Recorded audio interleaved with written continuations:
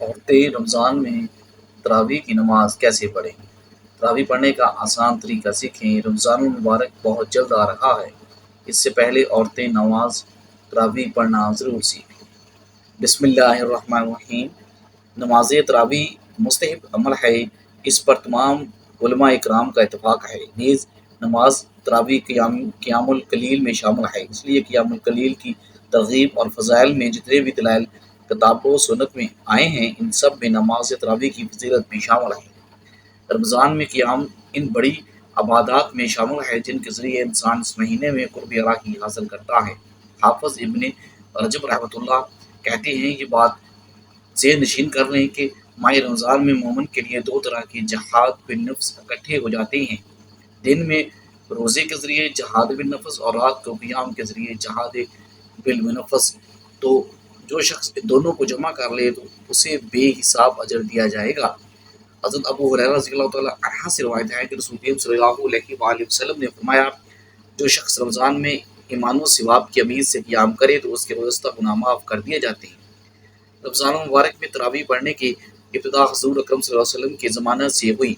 ابتدا میں تین حضور اکرم صلی اللہ علیہ وسلم نے تراویح کی نماز باقاعدہ جماعت سے پڑھائی، تاہم اس کے بعد تراویح کی نماز کی فرضیت کے اندیشے سے آپ صلی اللہ علیہ وسلم نے عمدہ آمد و دمت نہیں فرمائی اور جماعت سے پڑھنے کو ترک کر دیا، اور صحابہ کرام رضی اللہ عنہ خود پڑھتے تھے۔ پھر حضرت عمر رضی اللہ عنہ کے دور خلافت میں باقاعدہ جماعت کے ساتھ شروع ہوئی، جیسا کہ درج ذیل روایات میں مروی ہے۔ اور وہ سے روایت ہے کہ حضرت عائشہ رضی اللہ عنہ نے بیان کیا کہ رسول ایک دن رمضان کی درمیانی رات میں نکلے، آپ صلی اللہ علیہ وآلہ وسلم نے مسجد میں نماز پڑھی اور لوگوں نے بھی آپ صلی اللہ علیہ وآلہ وسلم کے پیچھے نماز پڑھی۔ صبح کو لوگوں نے اس کا ایک دوسرے پر چرچا کیا، دوسرے دن اس سے زیادہ لوگ جمع ہو گئے تو آپ صلی اللہ علیہ وسلم کے ساتھ نماز پڑھی۔ پھر صبح ہوئی تو اس کو لوگوں نے ایک دوسرے سے بیان کیا، تیسری رات میں اس سے زیادہ آدمی جمع ہو گئے۔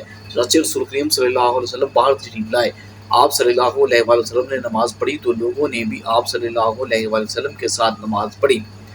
جب چوتھی رات آئی تو مسجد میں لوگوں کا اس میں سمانا دشوار ہو گیا، لیکن آپ صلی اللہ علیہ وآلہ وسلم صبح کی نماز کے لیے نکلے۔ جب صبح کی نماز ادا کی تو لوگوں کی طرف متوجہ ہوئے اور فرمایا، ماں بعد مجھ سے تم لوگوں کی موجودگی پوشیدہ نہیں تھی، لیکن مجھے خوف ہوا کہ کہیں تم پر فرض نہ ہو جائے اور تم اس کی ادا کرنے سے عاجز آ جاؤ۔ رسول کریم صلی اللہ علیہ وسلم نے وفات پائی اور حالت یہی رہی۔ پھر عہد صحابہ میں جب یہ اندیشہ نہ رہا تو حضرت عمر رضی اللہ تعالیٰ عنہ نے سب کو ایک امام پر اکٹھا کر کے باجماعت تراویح کا فیصلہ کیا، جیسا کہ درج ذیل روایات میں ذکر ہے۔ عبد الرحمن بن عبد القادری نے بیان کیا ہے کہ حضرت عمر رضی اللہ تعالیٰ عنہ کے ساتھ رمضان کی ایک رات مسجد کی طرف نکلا، وہاں لوگوں کو دیکھا کہ کوئی الگ نماز پڑھ رہا ہے اور کہیں ایک شخص نماز پڑھ رہا ہے، تو اس کے ساتھ کچھ لوگ نماز پڑھتے ہیں۔ حضرت عمر رضی اللہ تعالیٰ عنہ نے فرمایا کہ میرا خیال ہے کہ ان سب کو ایک قاری پر متفق کروں تو زیادہ بہتر ہوگا۔ پھر اس کا عزم کر کے ان کو حضرت ابی بن کعب رضی اللہ تعالیٰ عنہ پر جمع کر دیا۔ پھر میں ان کے ساتھ دوسری رات میں نکلا، لوگ اپنے قاری کے ساتھ نماز پڑھ رہے تھے تو حضرت عمر رضی اللہ عنہ نے فرمایا، یہ نیا کام بہت ہی اچھا ہے، اور وہ نماز جس کے وقت تم سوتے ہو وہ اس سے زیادہ بہتر ہے جو تم قائم کرتے ہو، یعنی رات کے آخری پہر کی نماز، اور لوگ اس وقت رات کے ابتدائی حصے میں یہ قیام کیا کرتے تھے۔ حضرت عائشہ رضی اللہ تعالیٰ عنہ فرماتی ہیں کہ رسول کریم صلی اللہ علیہ وسلم نے رمضان میں ایک رات مسجد میں نماز تراویح پڑھی، لوگوں نے آپ صلی اللہ علیہ وسلم کے ساتھ نماز پڑھی، پھر دوسری رات کی نماز میں شرکا زیادہ ہو گئے، تیسری یا چوتھی رات آپ صلی اللہ علیہ وسلم نماز تراویح کے لیے مسجد میں تشریف نہ لائے، اور صبح کو فرمایا کہ میں نے تمہارا شوق دیکھ لیا اور میں اس ڈر سے نہیں آیا کہ کہیں یہ نماز تم پر رمضان میں فرض نہ کر دی جائے۔ چونکہ رسول کریم صلی اللہ علیہ وآلہ وسلم نے خود اپنے خلفائے راشدین کی سنت پر عمل کرنے کا تاکیدی حکم دیا ہے، لہٰذا ان کا کیا ہوا عمل بھی خود رسول کریم صلی اللہ علیہ وسلم کی سنت کی مانند ہے، اور ان کی اطاعت بھی رسول کی اطاعت ہے۔ لہٰذا جب حضرت عمر رضی اللہ تعالیٰ عنہ جو خود خلیفہ راشدین 10 مبشرہ میں سے ایک اور بہت بڑے فضائل کے حامل ہیں، انہیں جلیل القدر فقہ صحابہ کرام رضی اللہ تعالیٰ عنہ کی موجودگی میں رمضان مبارک میں جماعت تراویح کا اہتمام کروایا تو سب نے اس کی تحسین کی، کسی ایک نے بھی نکیر نہیں کی۔ اس لیے تراویح کی نماز سنتے موقع ہے۔ حضور کریم صلی اللہ علیہ وسلم کے بعد سیدنا ابو بکر صدیق رضی اللہ عنہ کے دور خلافت میں داخلی اور خارجی فتنوں کی کثرت اور مدت خلافت کی قلت کی بنا پر اس سنت عظیمہ کے قیام کا موقع نہ مل سکا، لیکن سیدنا عمر فاروق رضی اللہ عنہ نے اپنے دور خلافت میں اس سنت کو جو عارض کی بنا پر موقوف تھی، لیکن اب وہ عارض چونکہ باقی نہیں رہا تھا، جاری فرما دیا۔ علی قادری علامہ تجبہ کے حوالے سے نقل کرتے ہیں کہ اگر تراویح باجماعت میں حضرت ابوبکر صدیق رضی اللہ عنہ کے زمانے میں نہیں تھی، لیکن چونکہ حضور کریم صلی اللہ علیہ وسلم نے اسے پڑھا تھا اور حضرت عمر رضی اللہ عنہ ان لوگوں میں تھے جو اس حقیقت سے باخبر تھے، انہوں نے دائمی طور پر جاری فرما دیا، تو انہیں اس کا بھی اجر ہے، اور قیامت تک جو لوگ عمل کرتے رہیں گے ان کا بھی اجر ہے۔ بخاری شریف میں حضرت عائشہ رضی اللہ عنہ کی روایت میں ہے کہ ایک رات رسول کریم صلی اللہ علیہ وسلم مسجد میں تشریف لائے اور نماز پڑھی، لوگوں نے بھی آپ کے ساتھ نماز پڑھی۔ ان نمازیوں نے صبح ہونے پر دوسرے لوگوں کو بھی بتایا، دوسری رات مجمع بہت بڑھ گیا اور حضرت کے ساتھ لوگوں نے نماز ادا کی۔ تیسری رات باتیں سن کر لوگ بہت اکٹھے ہو گئے، حتیٰ کہ مسجد کی تنگ دامنی ظاہر ہونے لگی۔ اس شب صبح کی نماز سے فارغ ہو کر حضرت صلی اللہ علیہ وسلم نے لوگوں پر متوجہ ہو کر ارشاد فرمایا کہ میں خطرہ محسوس کرتا ہوں کہ کہیں تم پر یہ نماز فرض نہ کر دی جائے اور پھر تم اسے پڑھ نہ سکو گے۔ اور تراویح کی نماز جس طرح مردوں کے لیے پڑھنا ضروری ہے، اسی طرح عورتوں کے لیے بھی اس نماز کو پڑھنا ضروری ہے۔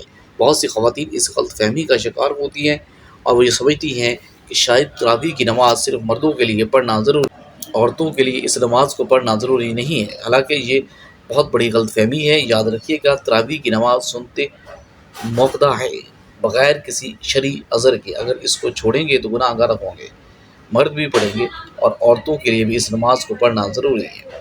اگر عورتیں اس نماز کو بغیر کسی شرعی عذر کے چھوڑیں گی تو گناہ گار ہوں گی، اس لیے عورتیں بھی اس نماز کو ضرور پڑھیں۔ اب مسئلہ یہ ہے کہ مرد حضرات تو مساجد چلے جاتی ہیں، یہاں پر باقاعدہ تراویح کی نماز جماعت کے ساتھ ادا کی جاتی ہے، لیکن خواتین گھر کے اندر اس نماز کو کسی طریقے سے پڑھیں۔ اس نماز کی نیت کیسے کریں گے؟ اس نماز میں کون سی صورتیں پڑھی جاتی ہیں؟ سب سے پہلے تو ہم عشاء کے 4 فرض پڑھیں گے۔ عشاء کی نماز کے 4 فرض پڑھنے کے بعد ہم 2 سنت ادا کریں گے، اس کے بعد وتر نہیں پڑھیں گے، پھر 20 رکعت تراویح کی نماز ادا کی جائے گی۔ 20 رکعت تراویح کی نماز پڑھیں گے، 20 رکعت تراویح کی نماز پڑھنے کے بعد پھر وتر پڑھیں گے، 4 فرض پڑھ لیں، 2 سنت پڑھ لیں، اس کے بعد پھر 20 رکعت تراویح کی نماز ہے، اور وہ 20 رکعت 2 رکعت کر کے پڑھی جاتی ہیں، یعنی 2 رکعت پڑھ کے سلام پھیر دیں گے، پھر اس کے بعد 2 رکعت اسی طرح سے 2 رکعت کر کے 20 رکعت تراویح کی نماز ادا کریں گے۔ اگر آپ 4 رکعت پڑھتی ہیں تو تب بھی کوئی حرج نہیں ہے، نماز ہو جائے گی، لیکن بہتر نہیں ہے، مناسب یہی ہے کہ 2 رکعت کر کے پڑھی جائے۔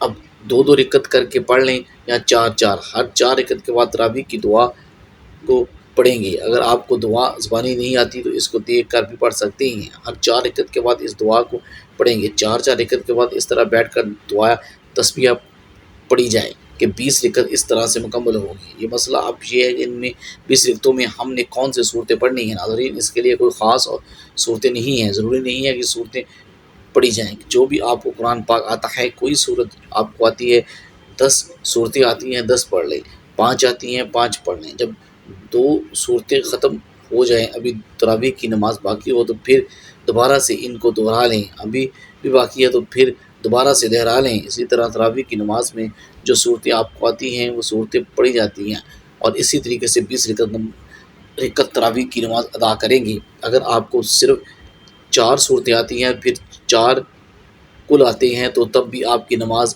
بالکل آسان طریقے سے ادا ہو جائے گی، یعنی 2 رکعتوں میں آپ نے 2 کل پڑھ لیے، اس کے بعد پھر 2 رکعتوں میں پھر 2 کل پڑھ لیے، اس طرح 4 رکعتوں میں 4 رکعتیں ہو جائیں گی، پھر کل بھی ختم ہو جائیں گے، پھر دوبارہ سے ان کو دہرا لیں۔